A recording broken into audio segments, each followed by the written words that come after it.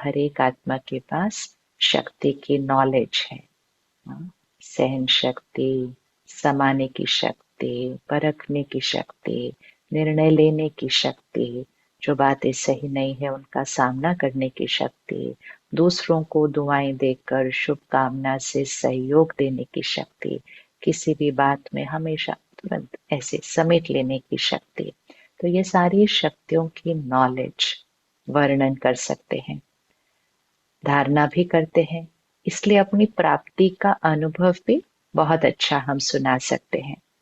परंतु अंतर ये है कि समय पर जिस शक्ति की आवश्यकता है उस समय पर वो शक्ति कार्य में नहीं लगा सकते।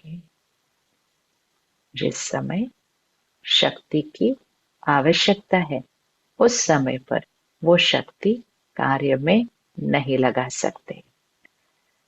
समय के बाद महसूस करते हैं कि इस शक्ति की आवश्यकता थी। यहाँ पर हमें चुप रहना चाहिए था, यहाँ पर हमें बात को एक सेकंड में बिंदी लगानी चाहिए थी, यहाँ पर मुझे क्यों क्या कैसा नहीं शुभ भावना देनी थी। ये सब बाद में रियलाइज होता है। तो समय के बाद महसूस करते हैं कि इस शक्ति की आवश्यकता थी। बाप दादा बच्चों को कहते हैं, सर्व शक्तियों का वर्षा इतना शक्तिशाली है जो कोई भी समस्या आपके आगे ठहर नहीं सकती है। समस्या मुक्त बन सकते हो। भगवान मिला, भगवान ने ज्ञान दिया, और सिर्फ ज्ञान नहीं दिया, सर्व शक्तियां वर्षे में दी। अब इस दुनिया की कौन सी समस्या भगवान के ज्ञान और शक्ति के सामने ठहर सकती है? जैसे दिखाते हैं ना, किसी को वो वरदान मिला तो उसके सामने कोई नहीं जीत सकता है। उसको वो वर मिला है, वरदान मिला है, वो शस्त्र मिला है। तो भगवान ने हमें ज्ञान के शस्त्र दिए हैं, उन शस्त्रों को यूज करने की विधि सिखाई है, सर्व शक्तियां दी हैं। लेकिन सिर्फ क्या नहीं हो रहा, हम उस ज्ञान के शक्ति के शस्त्र को समय पर यूज नहीं कर रहे हैं। हार खा लेते हैं और फिर महसूस करते हैं। तो बाबा ने कहा, बाप दादा बच्चों को कहते हैं, सर्व शक्तियों का वर्षा इतना शक्तिशाली है जो कोई भी समस्या आपके आगे ठहर नहीं सकती। समस्या मुक्त बन सकते हो। अंडरलाइन, संगम युग समस्या मुक्त बनने का युग है। कोई समस्या ठहर नहीं सकती। अर्थात ये नहीं कि प्रॉब्लम्स आती नहीं है, समस्या आती है, लेकिन ज्ञान और शक्ति इतनी है कि समस्या समस्या ही नहीं लगेगी, आत्मा को भोगना ही नहीं होगी। तो जब भोगना ही नहीं होगी तो समस्या बाहर है, लेकिन मुझ आत्मा के लिए वो समस्या नहीं है। तो समस्या मुक्त बन सकते हो। सिर्फ सर्व शक्तियों को इमर्ज रूप में स्मृति में रखो और समय पर कार्य में लगाओ।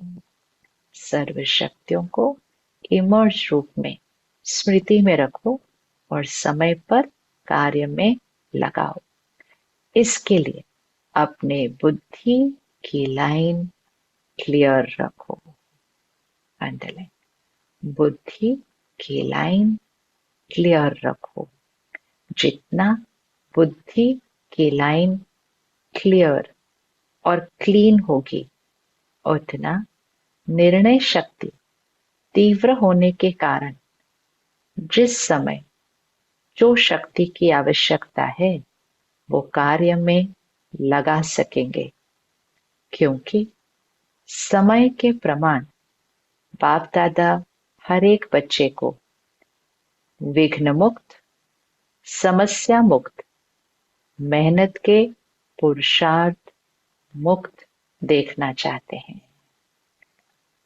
जितनी बुद्धि की लाइन क्लियर और क्लीन होगी, उतना निर्णय शक्ति तीव्र होने के कारण जिस समय जो शक्ति की आवश्यकता है वो कार्य में लगा सकेंगे। समय के प्रमाण बाप दादा हर एक बच्चे को कैसा देखना चाहते हैं? विघ्न मुक्त, समस्या मुक्त, मेहनत के पुरुषार्थ मुक्त देखना चाहते हैं। बनना तो सबको है ही, लेकिन बहुत काल का ये अभ्यास आवश्यक है। अंडरलाइन करें, विघ्न मुक्त, समस्या मुक्त, मेहनत के पुरुषार्थ मुक्त। जीवन में कोई विघ्न ही नहीं, आत्मा की स्थिति में कोई विघ्न ही नहीं, कोई समस्या ही नहीं, और पुरुषार्थ की मेहनत नहीं, नेचुरल बन जाए। तो भगवान हमसे ये देखना चाहते हैं, विघ्न मुक्त, समस्या मुक्त, मेहनत के पुरुषार्थ मुक्त। लेकिन उसके लिए क्या चाहिए?